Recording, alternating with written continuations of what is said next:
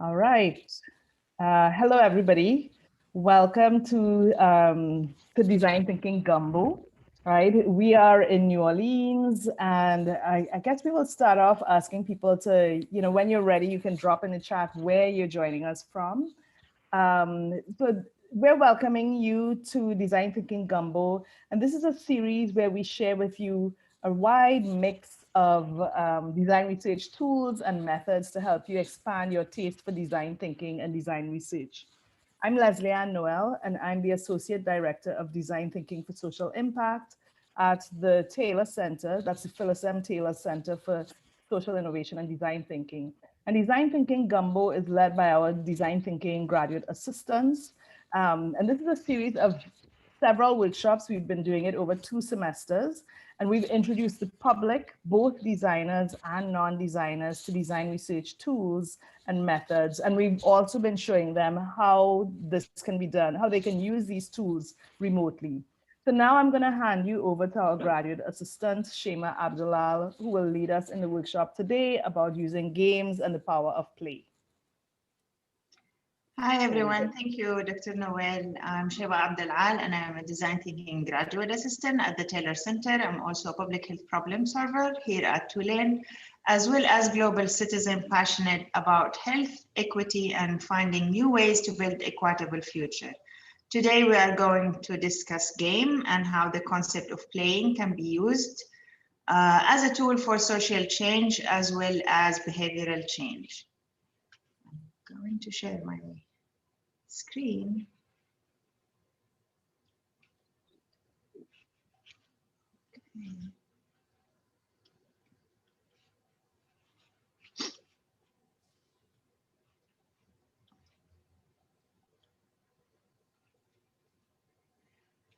Okay, so the COVID-19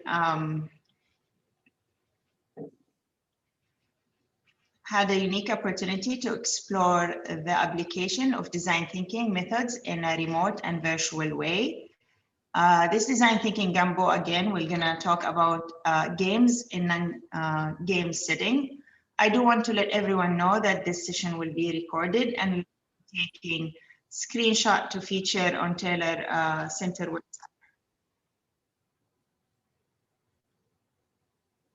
This is like our agenda or what we were gonna go over.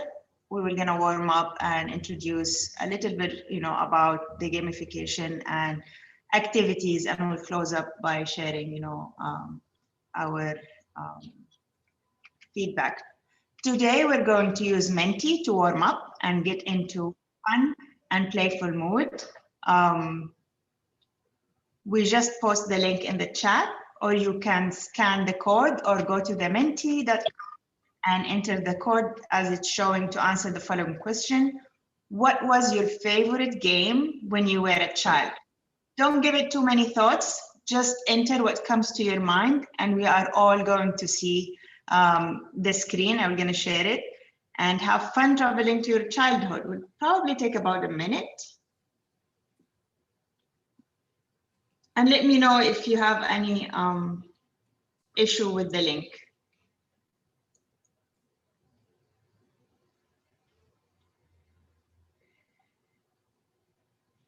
I only see, 3 people now.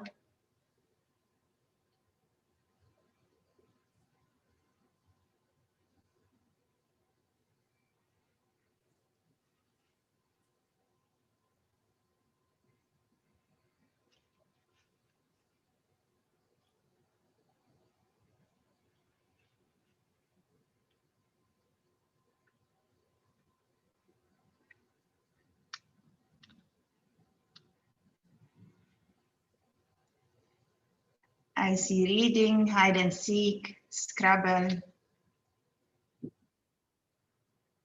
catch or tag.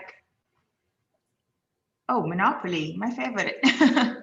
Hopscotch, nice. Lego.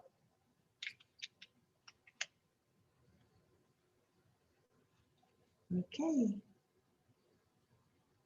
Twister. From my son, hide and seek. Okay, great. Thank you so much for all of that. Can you see my screen again? Yep, we can see it. Okay, perfect. A quick comparison of game-based learning and gamification, which is all actually different. A game is solely defined as a structured form of play. Games are there simple for entertainment. The value are meant to keep the player highly engaged. Next up is game-based learning, which use actual games to meet learning objectives. The student learns from playing the game, which can be commercial game, non-commercial game, digital or non-digital game. Gamification is the application of game design elements and game principles in non-game context. It can also be defined as a set of activities and process to solve problem by using or applying the characteristic of game elements.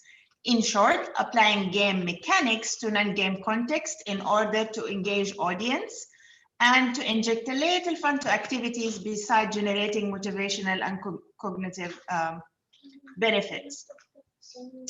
Now we'll understand why, when, and how gamification can be useful. It is fast becoming increasingly useful and valuable in social learning as it aids information retention and aids learning to make it more engaging and ultimately more exciting. It's also been used as a tool for changing people's opinion, attitude, or behaviors around specific issues, and also can be used as a very great tools in marketing and promotional strategies. What's interesting is that gamification isn't a new concept. While the term have been coined in a more recent times, the concept has existed in many areas of life as long as civilization existed. If you remember watching Mary Poppins, she sums up gamification quite nicely with the quote, "In every job that must be done, there is an element of fun. You find the fun and snap, the job's a game." What are the elements of gamification? As I said earlier, gamification is adding of games elements into lesson or subject. These elements are motivational tools and engagement factors. The first element is the setting of goals. Like the completion of stages, this includes side goals, short-term goals, and long-term goals. Badges are another element. Think of how badges are used in military. The ability to level up as master of various standards. Also includes presenting the player's standings. Just as you would high score in a video game, that can be done anonymously as well. However, whenever you gamify, it is necessary to provide players with relevant information as to how they are being tracked. Competition is at the heart of gamification. It can really be found in all the elements that I've mentioned. And lastly, teamwork is an element of gamification that directly relates to the developing of soft skills in the 21st century. Workplace practice, you can use all the elements or some, depends on your context. One of my favorite examples of how game is used for social change is a game called Turn Up the Heat, a family board game about thermostat, energy, money, and environmental sustainability. Tidal Lab created the game to encourage families to reflect on household energy consumption and environmental sustainability. Players collaborate to earn 20 green points and 20 comfort points while staying out of debt as they move a single token around the board, presenting the seasons of the year. Players have a profile card that shows their temperature comfort zone. The game includes an iPad app that stimulates weather, condition, and the effect of different thermostat setting. In this project, games create playful alternative reality in which family members can take on different roles and new responsibilities. Games stimulously highlighted the longer-term implication of everyday action.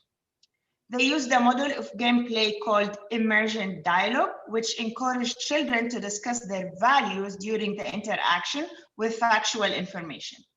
They intentionally treated parents and children as an equal partner. It's a strategy while attempting to blur the line between the game world and the real world to provoke discussion about energy and shift the paradigm and hierarchy of power. That's also another example. Louis Montoya lead the Deeper Learning Puzzle Bus, a K-12 lab mobile experiment designed to look at escape rooms and how can they change the way that educators think about measurement and assessment. Let's see the video and what he's saying about the escape room. And let me know if you can hear the... What was the problem that you saw out there that you wanted to solve? Standardized tests, right?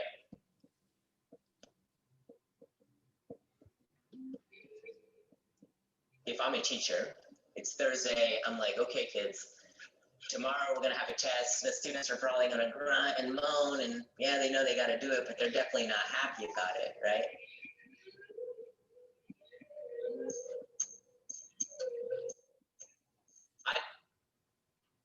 I don't know a soul that enjoys standardized tests.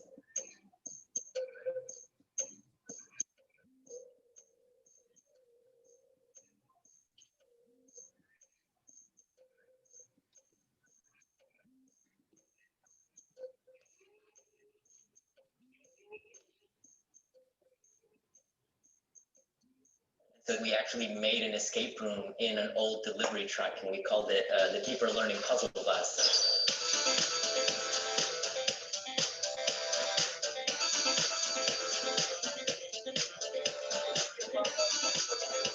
And we took that bus out to different schools to just kind of test it out and see.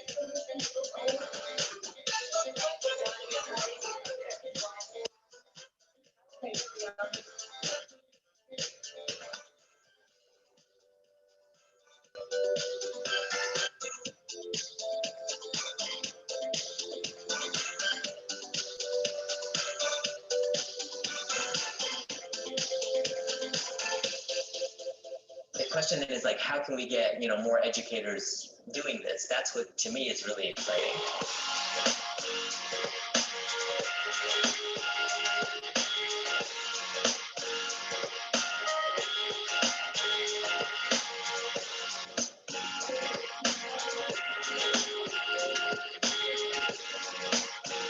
It's still a test, but they're so excited about it.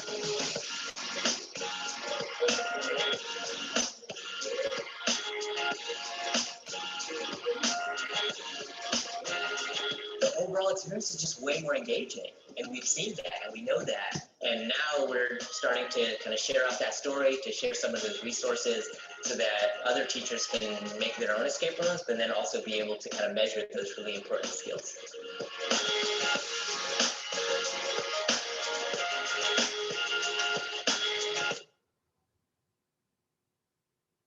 Okay.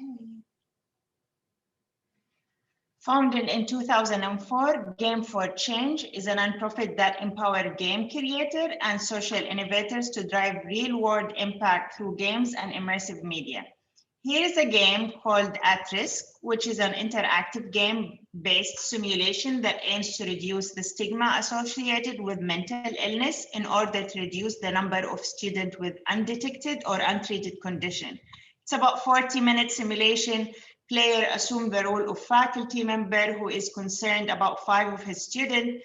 The players analyze profile of these virtual students to identify the 3 are at risk and then engage in simulated conversation with each of them to determine whether and how to refer them to the counseling center. The virtual students are fully animated and possess their own emotional intelligence and memory. The player wins the game when they correctly identify the 3 students and successfully refer them to the counseling. Here's another game as well called Beyond Eyes, show how the imaginative world of Ray, 10 years old girls, she have ventured outside her family surrounding in search for a cat named Nanny. Ray lost her sight in an accident with fireworks when she was just a toddler, and that experience left her traumatized. The world outside is frightened and unfamiliar, but with the guidance of the player, Ray learns to overcome her fears and find beauty and possibility in friends outside of her golden cage. I encourage you to check the website. They have a lot of interesting and amazing games.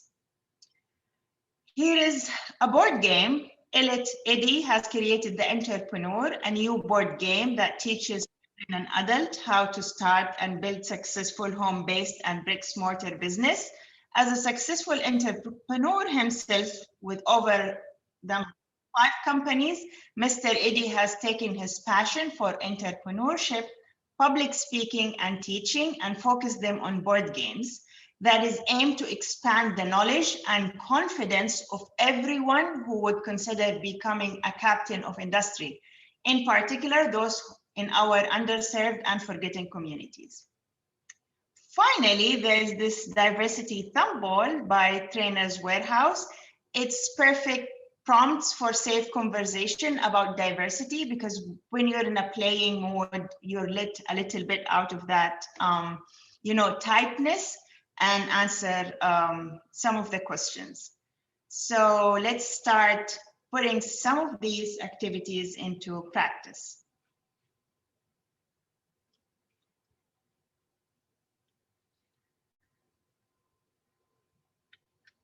We're gonna drop now the Miro, a link where we were gonna have some activities. Let's do, I invite each one of you. Yep, the link is in the chat. I invite each one of you to let go of cynicism and see what magic might be found right here, right now. The sense of realism you have cultivated as an adult is a powerful tool, but it can be just as powerful to let go of that adult impulse and get into childlike sense of potential possibilities and delight. See if you can notice the places where that innate sense of wonder wants to be let out. See where you can give it a room. Let's start our first activity, and I will share my Miro board. Just in a second.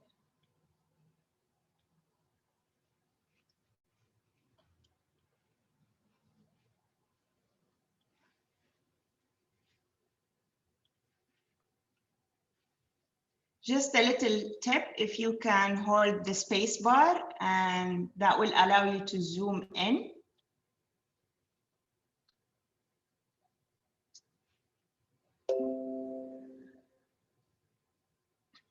Go ahead and choose one of these sticky orange notes and try to type in. If you could go to the left side toolbar and choose the T to type a text. Like that, or if you prefer, just pull up a sticky note and answer this prompt. When I was little, what I loved about was, and in particular, I want you to think about a game that you loved or remember from your childhood, and I will gonna give you a 2-minute to do that.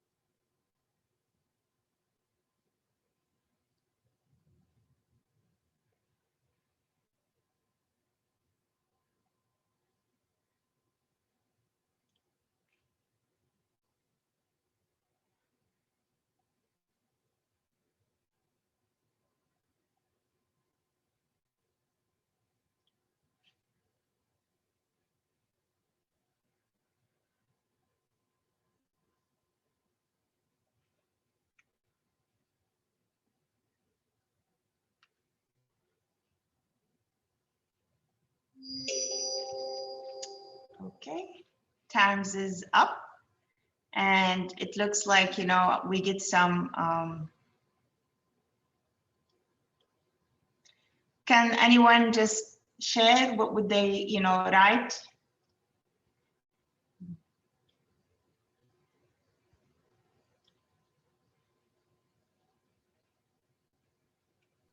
Sure, I can go. Okay. So I said that when I was little, I liked Monopoly, which I had said in the quiz as well online. What this is bad, I guess. I learned how to invest in property, which is really nerdy for a 7-year-old or 8-year-old. And here are some of the rules that I remember. Just buy all the properties that you have enough money for, especially the ones in the same color. Okay. Thank you so much, Dr. Noel. Anyone else feel like sharing?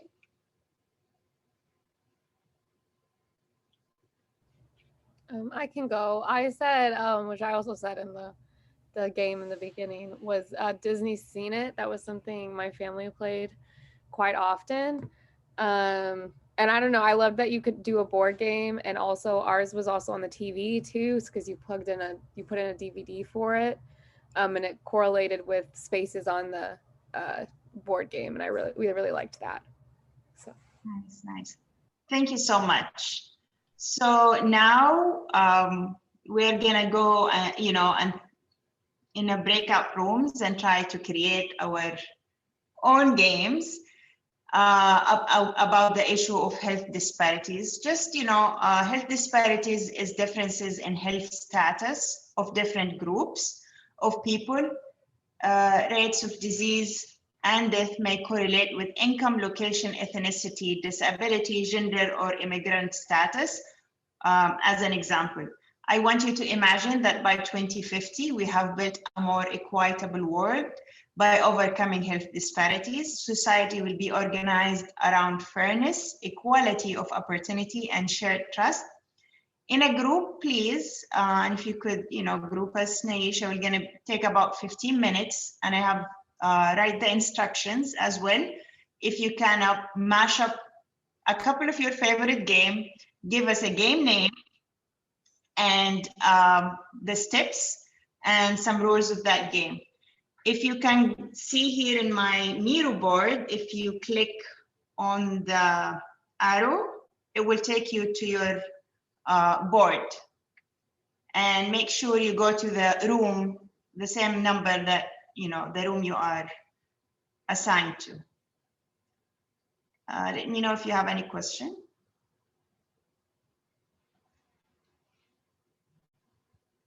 Okay, Aisha, whenever you're ready.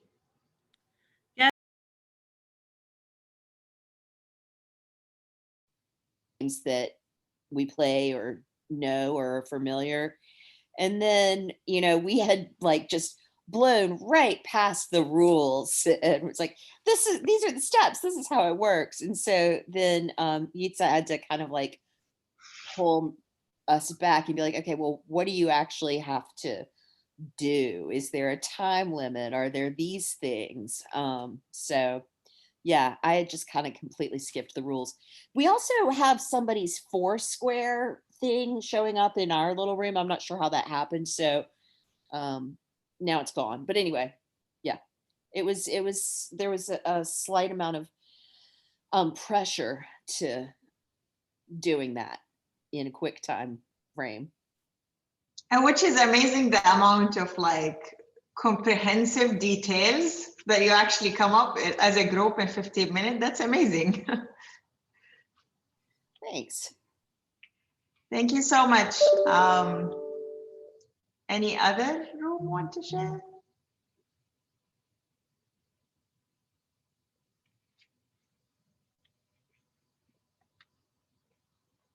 Room 2. Can anyone from room 2 share? Yeah, I can share ours. We were the Foursquare group. So ours was really hard, you know, because I don't know if anybody's familiar with Foursquare, but that's an outside game that you play with a ball. And then we had 2 essentially guessing games. We had Seen It. And then I'm sorry, Flora, I forgot the name of the game that you said, but it was another guessing game. So that was really hard to try to combine like those, especially like different elements. But we came up with a game name. We called it Foursquare for Change. And basically you would play a game of Foursquare, and then whoever wins the game of Foursquare would have to, I think we said like pick a card of a location, and then after you pick that card you have to like act out the location, and your team has to like guess what location you're acting out. Once you guess that, you have to play like the video of that location and then guess the health disparity that's being shown in the video. And then at the end, we talked about like a challenge mode, which would be like a not a very obvious health disparity that people could see in the video. But that's kind of as far as we got. It took us a long time to think of some like a game to combine all of our things. So we didn't really get to the rules, but we talked about people being in teams and like winning and kind of all that kind of stuff. So yeah, that was ours. But I just want to echo what the other group said. Coming up with a game was really hard, really challenging to do in 15 minutes. Thank you. How do you feel or you see including game or game elements in the work you do in general? Like, do you see yourself like including games or game element? Maybe someone from room 1 can share.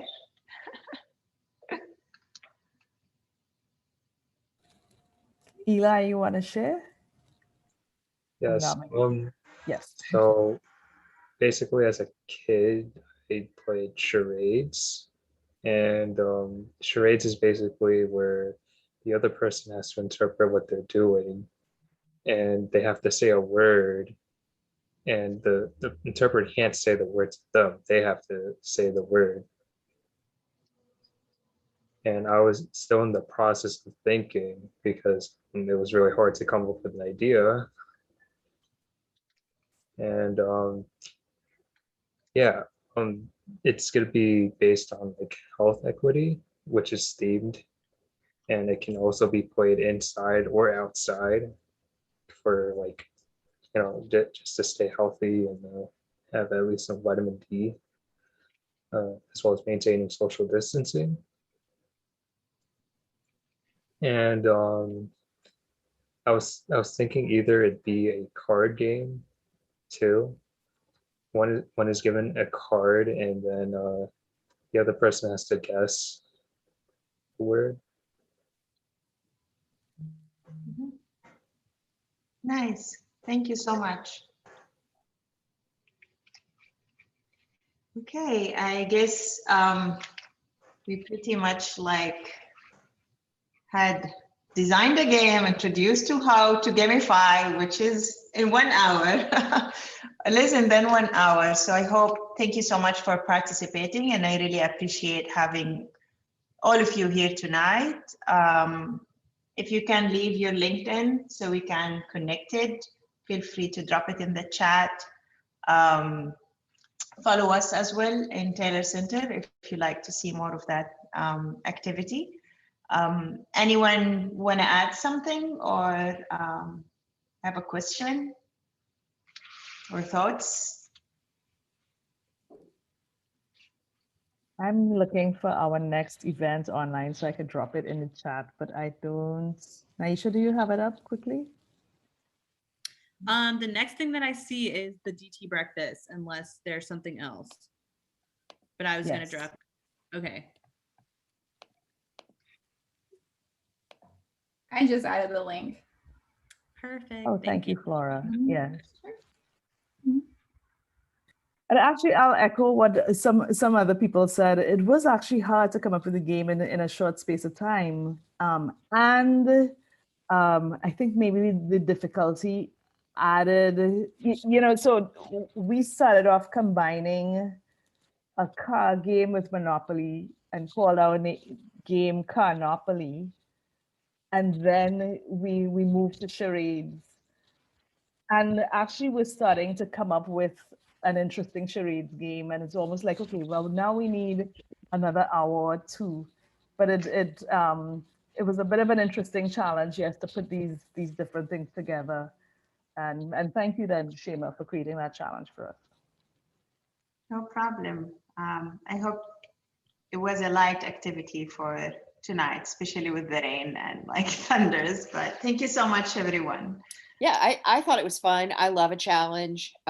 So, you know, I'm always ready to do something difficult. I don't know why. Like, is it hard? Yes, let me do it. That's not always good. We have a few minutes left. Were there other games that we didn't hear about that people want to share that they made, or did we hear all of the games? I think we heard all of the game, but any thoughts maybe, and how can we use that or implement it? Do you think it's useful or not much? I think, I mean, especially for like, I don't know, like diversity, health equity, teaching things like that, depending on the age group and the exposure to those concepts, that there's a lot of possible ways you could use gamification with different activities to engage people, or to maybe make them think about things from a different point of view, because a lot of it is journey where, you know, it's you have to go through scenarios sometimes and stop and think, oh wait, that is not a good thing to say or do. You know, I mean, even like as an adult, still sometimes it's just the world is changing, and so having some fun with figuring that out, I think, is good, because it takes away the I don't know, the condemnation factor, I guess. You know, when you don't get it right, instead of being like canceled or shamed or whatever in a game, it's turned around to, okay, well, maybe that's not the best solution. What are some better ways to express or construct or whatever? This was eye-opening. Thank you. I like that, especially with at risk, where like it's really comprehensive and in the details, and I think it allows reflection. And I think, you know, and it doesn't have all the elements. If you think even points in the airplane, that, you know, like how you collect it, that's a gamification as well. So it could be as simple as that. One of the things, just really quickly, I remember I was in this simulation about like earthquake and disaster response, and I was so engaged in this, you know, simulation. And actually I had a fire in the building. And I was like, oh no, that was not a game. And I have to take my kids and go out. And I was like, it was so funny because it was very terrifying, but I was in that game mode and in disaster. But when it actually happened, I was like, that is very interesting. But yeah. Thank you so much again, everyone, for coming tonight, and I appreciate it. Yep. Thank you for doing it. Thank you.